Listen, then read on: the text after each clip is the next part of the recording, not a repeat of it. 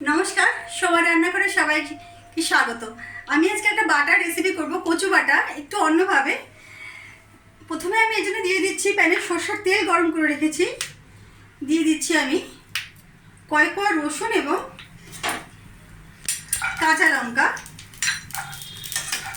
একটু হালকা করে ভেজে নেব আমি কাঁচা লঙ্কা এবং রসুন। সাথে রেখেছি আমি কিছু চিনেবাদাম এবং ছোলা, এটাও দিয়ে দিলাম প্যানে।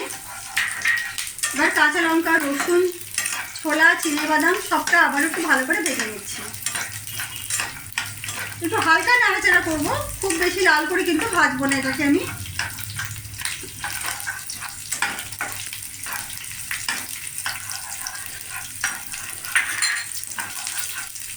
এটা হালকা নাড়াচাড়া হয়ে গেলে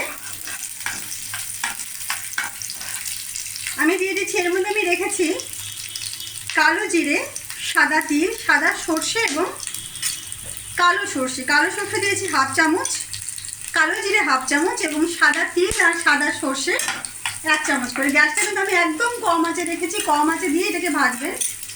এবার আমি এই সাদা সর্ষে, কালো সর্ষে, কালো জিরে এবং সাদা তিল একসঙ্গে প্যানে দিয়ে দিলাম। হালকা নাড়াচাড়া করেই আমি দিয়ে দিচ্ছি কচু, শোলা কচু। আমি একটু হালকা করে জল ছাড়াই মিক্সিতে ঘুরিয়ে রেখেছি, এটা আমি দিয়ে দিলাম।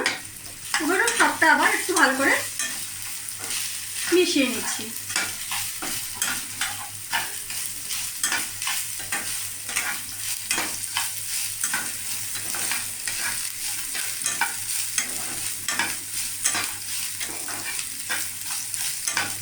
একটু ভালো করে ভেজে নেব।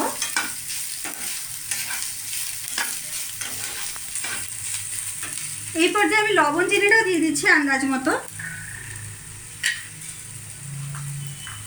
খুব সহজ এবং চটজলদি একটা রেসিপি, একটু ভালো করে দেখুন শুরু থেকে শেষ অবধি।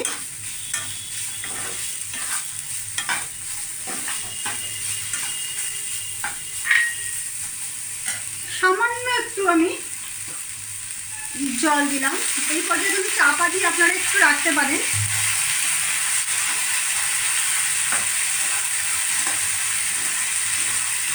একটু ভেজে নিয়ে আমি এবার গ্যাসটা বন্ধ করে দিচ্ছি। একটু ঠান্ডা হওয়ার জন্য আমি একটা বাটিতে একটু ট্রান্সফার করে নিচ্ছি পুরো মিশ্রণটাকে।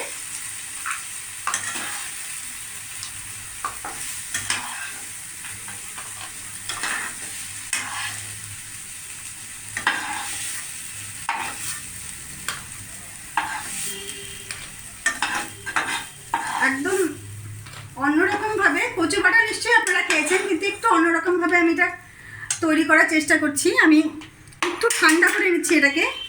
আপনারা রেসিপিগুলো দেখুন, নতুন নতুন রেসিপি আপনাদের জন্য নিয়ে আসছি। এই রেসিপিগুলো যদি ভালো লাগে অবশ্যই কিন্তু আমার চ্যানেল সাবস্ক্রাইব করে আমার পাশে থাকবেন এবং অবশ্যই কমেন্ট করে জানাবেন রেসিপিগুলো আপনাদের কেমন লাগছে। এটা একটু ঠান্ডা হয়ে গেলে আমি এবার এটাকে পুরোপুরি মিক্সি জারে ট্রান্সফার করে দিচ্ছি। পুরোটাই আমি নিয়ে নিলাম।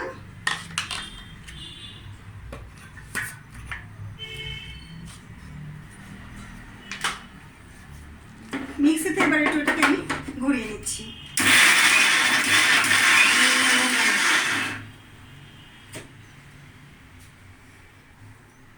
একটু সামান্য আমি জল দিচ্ছি।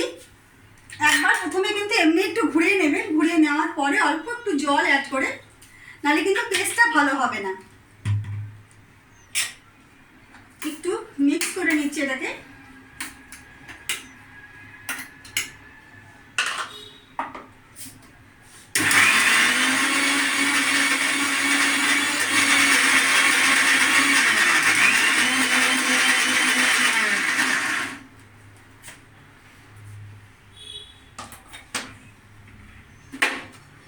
দেখুন একদম সুন্দর এই পেস্ট আমার রেডি হয়ে গেছে। সরাসরি একটা সার্ভিং ডিশে আমি এটাকে ট্রান্সফার করে দিচ্ছি।